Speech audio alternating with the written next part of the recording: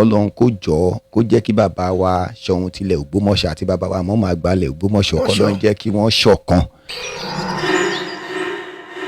ṣe rí ohun tó bá ti ṣe jẹ mọ́ ọ̀rọ̀ Ògbómọ̀ṣọ́ kò kan èmi o. ọ̀rọ̀ ọ̀gá wa ló kọ́ yín. but tí n bá ti tí ọ̀rọ̀ ìmọ̀ọ́mọ̀ àgbàlẹ̀ Ògbómọ̀ṣọ́ tó bá ti jẹyọ ń bẹ̀ ó ti kàn mí nù. ẹnu bí ìjẹta yìí sánà òun la gbọ́ pé wọ́n lé ẹnìkan dànù kúrò láàfin wọn nítorí pé ó sọ̀rọ̀ Imam Ògbómọ̀ṣọ́ dáadáa. mo wá ní ẹ̀yin lẹ́ máa gbọ́ ń pọ̀ ọ̀rọ̀ yẹn ẹ̀yin lẹ́ máa mọ̀. ó ní ìyálóde pé òun wọn á bi òun léèrè pé òun ń tako ọba Soun òun ń ṣègbà òun sì sọ bí rárá ó náà tún wá ń sọ pé òun sọpọ́ọ̀tì Imam Toliha. mo wá wòye pé ṣé ìlú náà ládẹ̀ ń ṣe báwọn. Òkodoro Yorùbá tẹlifíṣàn.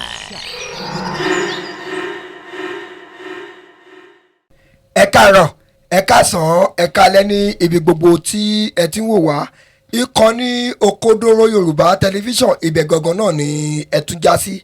abẹ̀yìn arọ̀yìn pé bí ẹ ṣe bá wa wo àwọn fọ́nrán yìí ẹ máa bá wa subscribe kẹ́sì máa tan notification button sílẹ̀ nítorí àwọn fọ́nrán míì tí ó máa jáde. ẹ máa bá wa like ẹ máa comment ẹ sì máa share. ojú tẹ́ fún wò wá kò ní fọ́ etí tí ẹ fún gbọ́ wá kò ní di. gẹ́gẹ́ bí ọ̀rọ̀ wa ní àtẹ̀yìnwá nítorí tí àwọn kan bá ti rí ọ̀gá mi tó wà ní ẹgbẹ́ mi yìí wọ́n á ti mọ kókó ibi tí a fẹ́ sọ̀rọ̀ lọ. ṣé àmọ́ kó mo sì máa ń sọ̀rọ̀ fún wa pé ẹni tó bá jẹ́ olóòótọ́ gẹ́gẹ́ bí orúkọ ìkànnì wa ti jẹ́ Òkodoro ẹni tó bá jẹ́ olóòótọ́ òun la máa tẹ̀lé a ní tẹ̀lé ẹni tí kì í ṣe olóòótọ́. torí náà mo tún ṣe gbé ọ̀gá mi wá kò yẹ kó tún dárúkọ wọn mọ́ ṣùgbọ́n fún ẹni tó ṣe ń wò wá fún ìgbà àkọ́kọ́ mo ṣe máa sọ fún wọn pé kó dárúkọ wọn. ọ̀gá mi ẹ kú ìrọ̀lẹ́ sà. ẹ kúrò lẹ. ọ̀gá mi ṣe ẹ̀bìnú ṣá pé gbogbo gbà ní a máa ń dá ìyá mu pé ọ̀gá wa ká ẹ máa bọ̀. nígbà tó já sí pẹ́yìn náà lẹ́ni wá so tẹ́bá sì ti pè wá gẹ́gẹ́ bí orúkọ tí ẹ gbé dání Òkodoro Yorùbá tẹlifíṣàn. bẹ́ẹ̀ni sá. so ọ̀ràn yàn náà ni kí á dá yín lóhùn. ẹ ṣe gan sá. kí á sì wá. yes sá. kọ́lọ́n kó jọ kó má ṣàlàyé ṣàánú ẹnìkan kan wá. àmín àmín. ọ̀gá mi fún àwọn tí ó ṣe ń wò wá fún ìgbà àkọ́kọ́ ẹ bá mi dárúkọ yín kẹ́sì bá mi dárúkọ social media handle yín yẹn kẹ́ bá mi dárúkọ fún gbogbo àwọn tí wọ́n wò wá nílé. orúkọ tèmi ni Abdulkabir Isaac tí gbogbo èèyàn mọ̀ sí Kabisanra Media. Kabisanra Media tó yẹ pé orúkọ tuntun tá a fẹ́ fi rú wọn lójú gangan nìyẹn. Kabisanra Media ní YouTube ní Facebook ní TikTok kódà Instagram òun náà là ń jẹ́. Kabisanra Media bẹ́ẹ̀ni Ọlọ́run á gbà fún wa. àmín. gẹ́gẹ́ bí àwọn ètò tí a ti ṣe síwájú tẹ́lẹ̀tẹ́lẹ̀ ṣàmẹ́kù mo sọ lẹ́ẹ̀kan pé ẹni tó bá jẹ́ lóòótọ́ òun ni a máa tẹ̀lé. Bíbélì sọ yìí pé ká má ṣe àtúnwé asán bíi ti àwọn kèfèrí. ọ̀gá mi Kabisanra Media a gbọ́ awuyewuye kan ní ìlú Ògbómọ̀ṣọ́ lórí candle carnival tí wọ́n fẹ́ ṣe yẹn. lákọ̀ọ́kọ́ àkọ́kọ́ fẹ́ jẹ́ kẹ́ ẹ̀ tọ̀mọ́lẹ̀ sí wa fún wa lórí ọ̀kọ̀ọ̀kan kó tó di pé awuyewuye tó kọjá yìí kó tó di pé ó ṣẹlẹ̀ ẹnìkan kọ́kọ́ jáde sórí ẹ̀rọ ayélujára tó ń pariwo àwọn tá a ti ń ṣiṣẹ́ fún bàbá Soun oṣù mọ́ọ̀ṣọ́ kìnnìkan wọn gbéṣẹ́ fún wa o àwọn tó ṣe ìbẹ̀rẹ̀ lọ́sàn-án gan lọ́gbéṣẹ́ fún kìnnìkan tẹ́ ẹ rí sí ọ̀rọ̀ yẹn àbí kílẹ̀ gbọ́ nípa ọ̀rọ̀ yẹn. èmi ò ṣe rí ọ̀rọ̀ tí tẹ́ ẹ sọ yẹn bẹ́ẹ̀ni sá tẹ́ ni wọ́n fẹ́ ṣe yẹn kó má dàbí ìpolówó torí ibi tí wọ́n bá ti sanwó sí èèyàn ń polówó bẹ́ẹ̀. bẹ́ẹ̀ni bọ́tí torí pé ó lọ́mọ ṣe rí irọ́ o ṣe rí ẹ má dà á pọ̀ o ṣe rí ohun tó bá ti ṣe jẹ mọ́ ọ̀rọ̀ Ògbómọ̀ṣọ́ kò kan èmi o. ọ̀rọ̀ ọ̀gá wa ló kọ́ yín. but tí n bá ti tí ọ̀rọ̀ ìmọ̀ọ́mọ̀ àgbàlẹ̀ Ògbómọ̀ṣọ́ tó bá ti jẹyọ ń bẹ̀ ó ti kàn mí nù. ẹlòmíì lè ní kí ló fi kàn ẹ́ kíní kan àáfà mi nì ẹni tí ó jẹ́ kí ayé ó mọ̀ mí. òun nìyẹn. ẹni tó tọ́ mi ẹni tó rè mí ẹni tí ń já sí ẹni tó tì mí lẹ́yìn tó tún sì ń tì mí lẹ́yìn lọ dìbà tí ṣe ń sọ̀rọ̀ lágbára Ọlọ́run ọba apá ònìkún ọ̀gá wa ìmáàmù Ògbómọ̀ṣọ́ Sheikh Toliha Yunusa Ayilara the second kọ́lóhùn gbá lọ́rẹ̀ ẹ̀mí wọn ṣùgbọ́n ní àìpẹ́ yìí ẹnu bí ìjẹta yìí sànà òun la gbọ́ pé wọ́n lé ẹnìkan dànù kúrò láàfin wọn nítorí pé ó sọ̀rọ̀ ìmáàmù Ògbómọ̀ṣọ́ dáadáa mo wá ní ẹ̀yin lẹ́ máa gbọ́n pọ̀ ọ̀rọ̀ yẹn ẹ̀yin lẹ́ máa mọ̀ kẹ́ ẹ bá wá torí pé mo fẹ́ wo ọ̀rọ̀ yẹn pé ṣé ó dá pé ẹ̀yin wọn ti Ọlọ́run ti ń yẹ̀yìn ara wọn síra wọn. ẹ má sọ pé Ọlọ́run ń yẹ̀yìn ara wọn síra wọn. ṣe rí ní tèmi sọ mo kọ kinní kan sí péjì mi lónìí mo ní tí ó bá yá ìmùlẹ̀ àti oògùn àti àkàràbà tí wọ́n ń dè a máa já díẹ̀díẹ̀ ó máa já kọ́lọ́n kó jọ kó jẹ́ kí bàbá wa Soun tilẹ̀ Ògbómọ̀ṣọ́ àti bàbá wa mọ́ máa gbalẹ̀ Ògbómọ̀ṣọ́ kọ́lọ́n jẹ́ kí wọ́n ṣọ̀kan ṣe wá rí ní tí mo ṣe sọ pé tí mo fi kọ́ pé ìmùlẹ̀ àti ìmùlẹ̀ tí wọ́n ṣe àtàkàràbà tó bá yá yóò já Ọlọ́run yóò wá fojú aṣebi hàn ìtumọ̀ ẹ̀ náà ni wípé ṣe mọ̀ wípé ó máa ń ṣẹlẹ̀ ńgbà mi fọ́nrán kan jáde tí a gbọ́ tí Suberu Lọ́baníkà ẹ má bínú pé mo dárúkọ. ó pẹ̀lú question tí mo kọ sí ìwà láti bí n léèrè. tó ẹ jẹ́ ká sì dúró ńbẹ̀ ńgbà yẹn. ẹ sì dúró ńbẹ̀ ẹ sọ̀rọ̀ pẹ̀lú wọ́n lè kó láàfin. ẹni tí wọ́n ní wọ́n lé láàfin torí ẹ mọ̀ pé mi ò sí níbẹ̀. bẹ́ẹ̀ni allegedly ni. èyí tí ò bá dẹ̀ ti sí níbẹ̀ èyí ò gbọ́dọ̀ máa sọ. ìdí ẹ̀ múlẹ̀ dáadáa. ẹni yẹn nígbà tí gẹ́gẹ́ bí ohun tó sọ torí òun náà ṣe live. bẹ́ẹ̀ni. ó ní ìyálóde pé òun wọn á bi òun léèrè pé òun ń tako ọba Soun òun ṣe gbá òun sì sọ pé rárá ó náà tún wá ń sọ pé òun sọpọ́ọ̀tì Imam Toliha. mo wá wòye pé ṣé ìlú náà ládẹ̀ ń ṣe báwọn èmi rí bẹ́ẹ̀ mi ì tí ì fèsì tí màá yẹ pé ẹ ti sọ̀rọ̀ sí. tí màá ṣe pé bóyá Ọlọ́run kádàrá kẹ́ ẹ ṣe kò ń gẹ́ bá mi ní òkodoro Yorùbá lónìí tẹ́ ẹ fi tún wò pé àfi kí n dúró kẹ́ ẹ wọ̀ pé màá kàn ṣe program ajáde ń tèmi ni àmọ́ Ọlọ́run kádàrá pé kẹ́ ẹ tún kẹ́ ẹ rí mi gan mú ni so màá fi yẹn dúpẹ́ lọ́wọ́ yín pé ìfẹ́ wa náà lẹ́ni. Ọlọ́run ni ká dúpẹ́ fún. Ọlọ́run sì ní jẹ́ ó bàjẹ́ fún yín. ẹ mọ̀ pé a ò gbọ́dọ̀ má nífẹ̀ẹ́ gẹ́gẹ́ bí àtijọ́ wa tá a ṣe jọ́ ọmọ Abẹ́òkúta ìmáàmù Ògbómọ̀ṣọ́ wọn wá ń ṣoore fún ọmọ Abẹ́òkúta mo wá sọ pé wọn ò ṣoore fún mi ṣé èmi kọ́ ni wọ́n ṣoore yẹn fún ni. kódà wọ́n ṣoore ju tó pọ̀ fún ọmọ Abẹ́òkúta ń bí. òun ni mo ṣe sọ pé tó bá ti ṣoore fún yín Kabisanra ó ti ṣoore fún mi. kò ń ṣe mí nìkan. ìmáàmù Ògbómọ̀ṣọ́ yẹn bí àti wọn ṣáà ní relationship kankan. mo sì lè ka àáfà tó lé ní 200 lábẹ́òkúta ìtàn jàǹfààní ìmọ̀ọ́mọ́ àgbàlẹ̀ Ògbómọ̀ṣọ́ táwọn náà sì lè deny. àìmọye àáfà tí wọ́n já sí pé látara ìmọ̀ọ́mọ́ Ògbómọ̀ṣọ́ náà fi dẹni tó ní certificate tí wọ́n ní degree lónìí.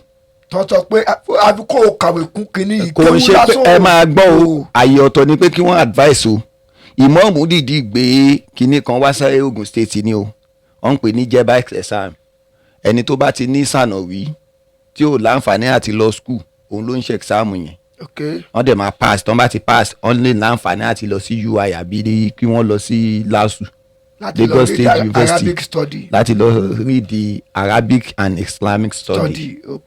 So ẹ wá wòye ọ̀gọ̀rọ̀ àfà tó ti lose hope wéwo lè kàwé mọ́ tó padà jàǹfààní yẹn. So Imam ṣoore fún ọmọ Abẹ́òkúta tó pọ̀ láwọn tó bá jàǹfààní bẹ́ẹ̀ àwọn tó tẹ fọ́nrán yìí nísìnyí àwọn tí wọ́n bá ń gbọ́ wọn á ti mọ̀ yìí pé lóòótọ́ ni mo sọ. lóòótọ́ lẹ sọ ẹ bá wa sọ̀rọ̀ lọ lórí ọ̀rọ̀ ẹni tó lé. ṣe wá rí ẹni. torí pé ibi tẹ́ ẹ sọ̀rọ̀ sí pé ìmáàmù jàǹfààní àwọn àfáà tó pọ̀ jàǹfààní ìmáàmù ní Abẹ́òkúta àti tí máa padà sórí ẹ̀ sọ ẹni náà.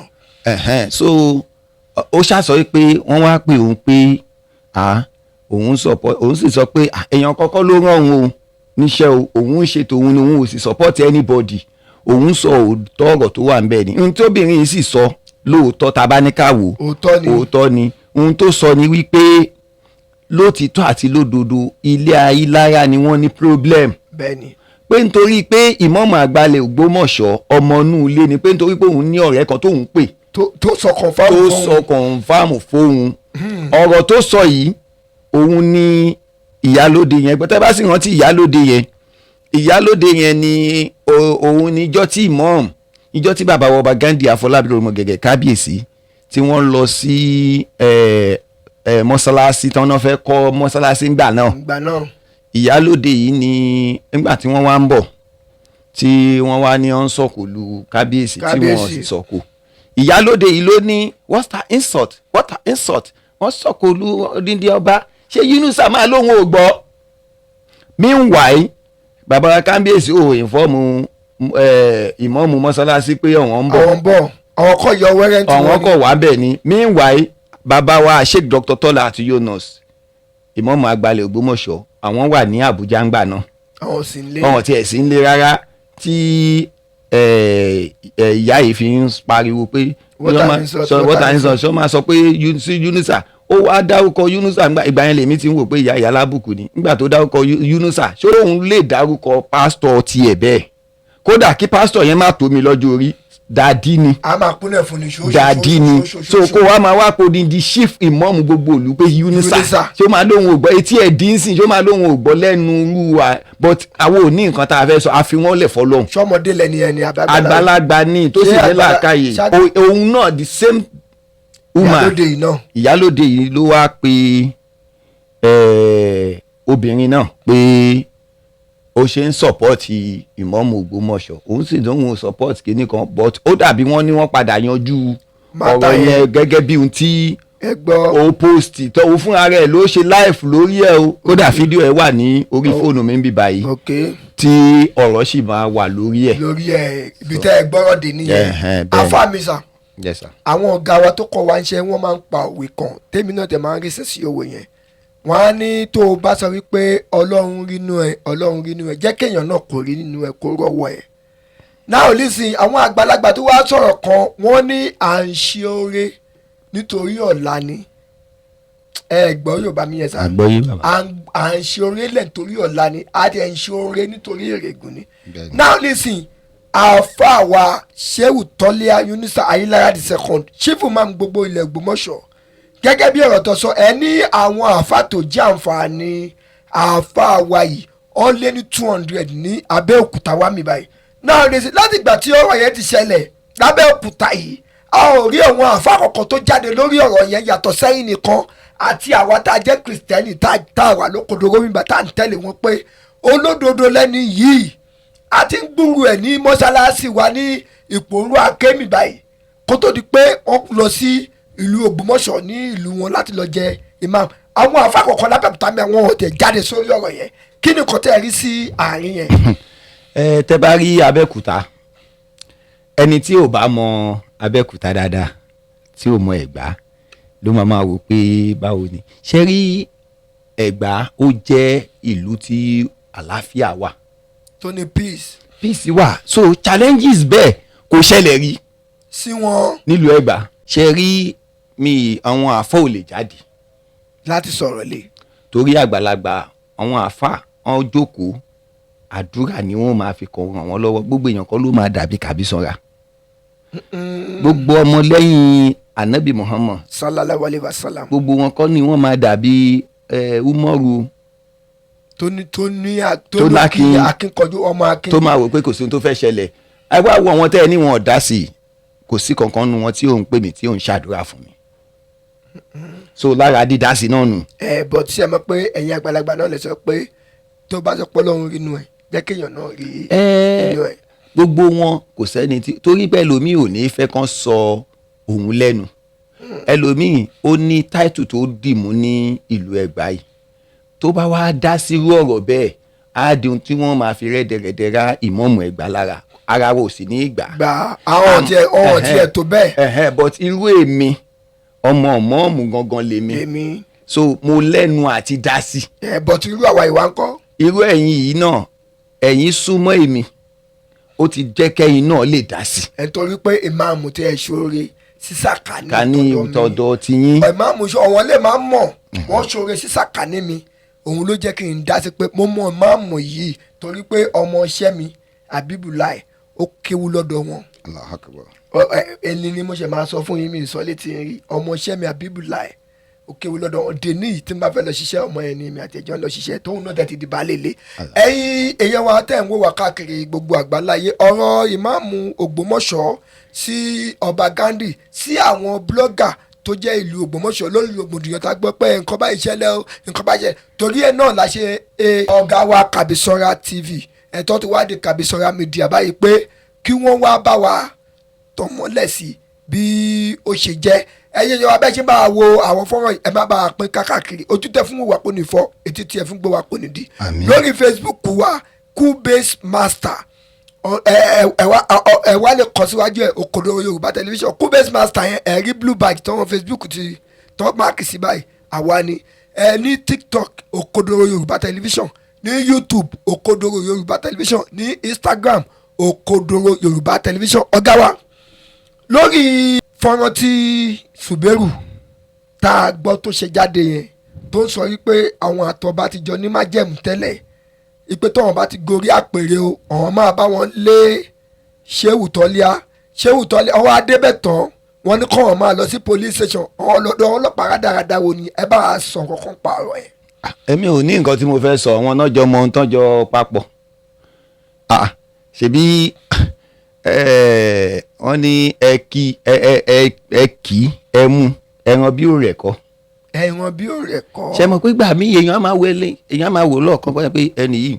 tí bá kọ́ máa kọ́ nà ṣe léṣe ni. kí n kàn fi sí mú ni o sì ní mọ bóun náà ṣe tó ok for instance bí Kabisanra ṣe wà ní ìsìn ṣe mọ̀ pé oníkálukú kan rí mi lórí social media ni ẹlòmíà rò pé tí n bá mú kódà ó ní ọmọ kan tó ní Kabisanra ò léèyàn tóun bá ṣe kinní kan ẹ̀rín wá pa mí. ọmọ tí ò ní ràn. ńgbà tí mo wá di pé kó lè mọ̀ pé mo léèyàn Ọlọ́run wá kádàrá kí àwọn nǹkan kan ṣẹlẹ̀ mo wá forward ẹ̀ sí ó wá tún congrat mi pé Kabisanra congratulations for your new studio mo wá ní.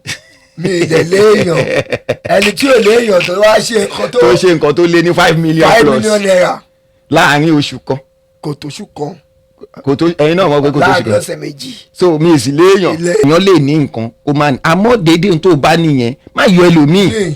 ó dàbí sí i ẹ bẹ pé nísìnyí nǹkan tó fi mú tó fi sọ̀rọ̀ ẹ̀ jáde pé Kabisanra ò léèyàn ó ti wò pé bóyá ẹ ò já mọ́ kankan. bẹ́ẹ̀ ń wo mi ìjà ohun tó ń wo ojú yẹn náà fi ń wo ìmọ̀ọ́mù àgbàlẹ̀ Ògbómọ̀ṣọ́. ìpè kan ẹni tó yẹ kọ́ ọ̀kọ́ ń ba ẹ̀kọ́ ọ̀kọ́ ṣiṣẹ́ méjì. meanwhile ìmọ̀ọ́mù Abẹ́òkúta gan mọ̀ pé ìmọ̀ ẹni yìí ó tóbi. ó dá imagine ẹni tí ó já sí pé second superintendent lóyún ní civil defence kẹ́yìn kan wá kọ̀ sọ pé kẹ́kọ̀ọ́ mú kẹ́kọ̀ọ́ sọ bíi láìlọ́ọ̀ ṣé possible ṣé bẹ́ẹ̀ náà ni làákàyè ẹ̀kú tó. ṣé bẹ́ẹ̀ náà ṣé kò níwèé tí assistant superintendent tó kà kó tó di pé ó gboyè yẹn. ọ̀hún fi èèyàn ṣe. inú nǹkan tí ìmọ̀ọ́mù tún ní tí mo mọ̀ ni pé inú iṣẹ́ wọn yẹn wọ́n wà ní section kan níbẹ̀ tó já sí pé section tó lé ní o tọ́hún èèyàn mọ̀ àwa ò ní sọ so kọ́lọ́n kó ṣàánú wa. àmín. ọ̀gá wa mo máa ń gbádùn tí Kabisanra bá wa sórí ètò Òkodoro Yorùbá Television ẹ̀yin èèyàn abẹ́ ṣe ń wò wá lé yẹn ṣé ẹ ti rí i pé olóòótọ́ lè ẹ̀fà kù sí ipò ká àwọn olórin kan kọrin pé bó kíní kan mọ̀nàmọ́ná ṣiṣẹ́ kíní kan ìmọ́lẹ̀ fọ́mọ Ọlọ́run mọ̀nàmọ́ná ló ń ṣiṣẹ́ fún ìmọ́lẹ̀ ọmọ Ọlọ́run ẹrú Ọlọ́run Shehu Toliha yìí nítorí pé àwọn èèyàn ń wò pé àṣà ni kọ̀ọ̀kan fèsì mú ṣùgbọ́n Ọlọ́run ju bí wọ́n ṣe ń wò lọ bí ẹ ṣe ń bá wa wo ẹ má bá a comment kẹ má bá a share lágbára Ọlọ́run bá ìlú Ògbómọ̀ṣọ́ kò ní bàjẹ́ mọ́ bàbá wa ọba Gandhi lọ́wọ́ aṣíwájú àwọn mùsùlùmí ní Shehu Toliha nílùú Ògbómọ̀ṣọ́ tí ò rójú ẹ̀yin ní atukọ̀ ọkọ̀ yẹn kò wà ní wọmi kò ní rí sójú agbami ní agbára Ọlọ́run ẹ̀yin yẹn wá kọ́ ni ju báyìí lọ lórí ètò lẹ́ni ṣókí ní ọbẹ̀ oge ọ̀gá wa ẹ bá tún orúkọ yín dákẹ́ ṣùgbọ́n àtún andrew yín yẹn dá ká tó dágbé fọwọ́n yẹn wá. orúkọ tèmi ni Abdulkabir Isaac tí gbogbo èèyàn mọ̀ sí Kabisanra media ní YouTube tẹ́ bá ti tẹ Kabisanra yóò ti gbé wá ní Facebook Kabisanra media ní TikTok Kabisanra media ní Instagram Kabisanra media so Kabisanra yẹn ò wá ìtí ìpè méjì kódà kẹ́kọ̀ọ́ Google pé Kabisanra yóò gbé gbogbo ibi tí ẹ fẹ́ lọ yóò gbé wá. bẹ́ẹ̀ni kọ́lọ́n kó ó ní ìmọ̀ọ́mù àgbàlẹ̀ Ògbómọ̀ṣọ́ ní tí wọ́n sì ń pè mí ní ìsìn ní Kabisanra worldwide. bó ṣe máa jẹ́ náà nìyẹn torí pé ẹ wò nísìnyí àwọn YouTube wọ́n máa ń ṣe nǹkan kan àwọn àgbẹ̀ wa pé àwọn country wo náà ti wo ṣẹ́ ẹ̀ jù àwọn àgbẹ̀ wa pé United Kingdom Nigeria French India tó bá máa pọ̀ jù United Kingdom United States of America ó túmọ̀ sí wípé a kì í ṣògo country kan ogun àgbáyé ni wá. ṣe tẹ̀ rí àwọn tí wọ́n máa ń wò wá ju America ni wọ́n wá. Ọlọ́run. mi lè gbàgbé ìyá kan tó ní ẹ sọ fún mom kàn wá sinmi l'Amẹ́ríkà pé kí wọ́n bá tẹ̀ sinmi gbogbo ìyá wa yẹn kò ní bàjẹ́ fún wọn pé tọ́ bá tẹ̀ sinmi gbogbo rògbòdò ó máa wálẹ̀ mọ́ ní ìyá kíyà wa ṣe sùúrù. àsìkò àti wá sí mi ò tí ì tó. ìmọ̀ọ́mù àgbàlẹ̀ Ògbómọ̀ṣọ́ sì máa wá Amẹ́ríkà dáadáa kódà àwa náà tá a jọ mọ̀ tá a bá ẹ ṣàjà yanjú gbogbo tá a yanjú yìí náà a sì yanjú nǹkan kan àmọ́ a gbọ́dọ̀ fi lélẹ̀ ní torí pé kọ́má lọ tiẹ̀ kù lé gbẹ́rù wá. bẹ́ẹ̀ni kò tẹ̀lé ṣẹlẹ̀ láyéláyé kò tiẹ̀ possible kò possible torí pé olójú wo ò ní lajúlẹ̀. kí tá ló bọ̀ kó wọ̀ ẹ́ rí i pé fídíò kan tí mo ṣe tí mo sọ̀rọ̀ Ògbórí Ẹlẹ́mọ̀ṣọ́ gbogbo wọn ni wọ́n ń pariwo pé kinní kan meanwhile ṣe bẹ́yìn ìbọn wọn ara wọn náà ṣe fíìmù. nígbà tí mo tiẹ̀ ṣe tí mo sọ̀rọ̀ pa Imam Ògbómọ̀ṣọ́ ẹnìkan bá bẹ̀rẹ̀ sí ní tírẹ́tì mi lẹ́yìn kinní kan. no ṣẹ́rí tírẹ́tì yẹn ṣẹ́rí kan bá sọ̀rọ̀ tírẹ́tì tán bá ní tírẹ́tì wọ́n ti náà fẹ́ fọlọ́pàá mú mi àmọ́ èmi kàn máa ń wòye pé nígbà tẹ́ bá máa ń kọ́ ń sọ fún wọn ni pé kó tó wá mú mi o mo ní evidence gidi o. kò ní lọ́wọ́ o torí pé èmi ò ní búyàn mi sì ní tàbùkù yàn àmọ́ dídí ohun tó o bá sọ là á sọ̀rọ̀ lé lórí so kọ́lọ́n kó ṣàánú Kabisanra kó sì ṣàánú gbogbo wa bàbá wa ìmọ̀ọ́mù àgbàlẹ̀ Ògbómọ̀ṣọ́ kọ́lọ́n má jẹ́ ó burú fún wọn torí pé kò sí tó mo ti máa rántí bàbá yìí ní máa ń ṣàdúrà fún wọn ni kódà ìyàwó mi ó máa ń jí lóru special lórí bàbá wa ìmọ̀ọ́mù àgbàlẹ̀ Ògbómọ̀ṣọ́ mi ojú ayé mo ti ń sọ yìí kò sí ohun tó fà á ní pé tí o bá sí bàbá wa ìmọ̀ọ́mù Ògbómọ̀ṣọ́ kò sí ohun tó ń jẹ́ Kabisanra. Kábíyèsí Olódùmarè. Kabisanra ti wà tipẹ́. tí ò yọ. ẹlòmíà ní kìíní tẹ́ ẹ bá lọ wo péèjì mi ẹ rí i pé kì í ṣe pọ́dún ìmọ̀ọ́sì. tẹ́ ẹ bá lọ wo Instagram nígbà tí YouTube mi mo ti ṣí àṣà 2006. so kì í ṣe pé Kabisanra ṣẹ̀ṣẹ̀ wá dé tẹ́lómi tó ṣẹ̀ dé ni ó ṣe kinní kan àmọ́ àsìkò tọ́lọ́ ní Kabisanra ìmọ̀ọ́mù Ògbómọ̀ṣọ́ ló fà lùbáríkà sí orúkọ yẹn fi tàn kárí ayé. Ọlọ́run má jẹ́ kí ó bàjẹ́ fún ọ̀gá wa àfa wa Sheikh Dr. Toliha Yunus Ayinlara second ìmáàmù àgbà fún gbogbo ilẹ̀ Ògbómọ̀ṣọ́ tí ó rújú kò sí mi ẹ̀yin wa káàkiri gbogbo àgbáláyé ẹ̀yin tẹ̀ wá ní òkè òkun lágbára Ọlọ́run ọba wọn ní fi òkú yín ránṣẹ́ sílé o àwa náà tẹ̀ fẹ́ wá bá lé ẹni wá délé wá bá òkú wa o lágbára Ọlọ́run lọ́lá láwàlákùú. bàbá mo tún fẹ́ kẹ́ máa fi nǹkan kan sí sa sá. ẹ jọ gbogbo gbàtà ẹ bá ń ṣètò ẹ jẹ́ ká jẹ́ kó yẹra wa wípé a bá èèyàn kan jà o. a ò bá tìjà wá. tìjà kọ́ o à ń yọjú ọ̀rọ̀ ni o ilẹ̀ Yorùbá ò gbọ́dọ̀ bàjẹ́ o. bẹ́ẹ̀ni. bàbá wa Òkodógó Yorùbá ẹ jọ mo fẹ́ kẹ́ máa polongo eléyìí mo rí kan tẹ́ ẹ ṣe fún bàbá wa ológun dúdú ó dáa púpọ̀ ẹ wá túbọ̀ máa bá wa polongo ilẹ̀ Yorùbá ò gbọ́dọ̀ bàjẹ́ o. kò ní bàjẹ́ lágbọ́rọ̀ lọ́wọ́ ọba. a gbọ́dọ̀ torí ẹ̀sìn kábàlẹ̀ Yorùbá jẹ́ o. no ṣe rí ọ̀gá wa Kabisanra níbi tí ẹ sọ̀rọ̀ dé yẹn ọ̀rọ̀ tí ò rújú ni ẹ mọ̀ pé mi gẹ́gẹ́ bí mo ṣe wáyé olùṣọ́ àgùntàn jọ. kódà pásítọ̀ mo mọ̀ pé pásítọ̀ nìyí. kọ́là gan mo ń lo kọ́là gbàgbàgbà tí bá ní jọjà àwọn èèyàn pọ́n mi lé dádì ni ṣùgbọ́n nítorí pé a ò gbọ́dọ̀ sọ pé ẹni ìjẹ́ mùsùlùmí ṣé ẹni tó jẹ́ mùsùlùmí yìí ṣé kìí ṣe pé ẹlẹ́rùn ara ni ṣé kìí ṣe pé Ọlọ́run ló dá ẹni yẹn ẹrú Ọlọ́run ni àwa kìrìsìtẹ́nì lè máa pẹ́ alẹ́ rú Ọlọ́run. ẹ̀yin máa pẹ́ ayé lọ́mọ Ọlọ́run. ṣùgbọ́n àwọn kan náà ibi kan náà la máa padà láǹdì sí. ṣé rí nínú ìgbà tí dáadé mi wà láyé tó bá kọ pásítọ̀ kìnnìkan àwa kọ servant of God síbẹ̀ ó túmọ̀ sí pé ẹrú àti Ọlọ́run náà ni kìrìsìtẹ́nì o àti mùsùlùmí ẹrú Ọlọ́run ni wá nǹkan tó lè fi gbára ẹlẹ́rú Ọlọ́run ni pé o ò ní control lórí ẹ̀mí ayé ẹ̀. bẹ́ẹ̀ni. adìẹ lọ́run ni anytime lọ́lọ́run lè sọ pé ká máa bọ̀ àdúrà tàkọ̀ máa gbà ní kọ́lọ́ jẹ́ ká ṣe pé. àmín. ẹ̀yin abẹ́ṣẹ́ ń wà káàkiri nílé lóko ẹ̀yin tẹ̀ wà lókè òkun ẹ̀ ṣe ní ẹ̀kan sí o bí ẹ ṣe wọ̀n wá ọ̀n ní fi òkú yín ránṣẹ́ sílé àwọn náà tó fẹ́ máa bá lé ẹ̀ ní bá òkú wa lé gbogbo nǹkan tó dánú ọ̀rọ̀ yín àtúbọ̀ máa dá lọ nǹkan tó mí nú ọ̀rọ̀ yín kò ní bàjẹ́ eléyìí tí omi náà kò ní bàjẹ́ ẹ̀yin ẹ̀yẹ wa Òkodoro Yorùbá tẹlifíṣàn tí wọ́n látàárọ̀ ẹ ṣeun bí ẹ ṣe ń tẹ̀lé wa ire o. ó dàbọ̀.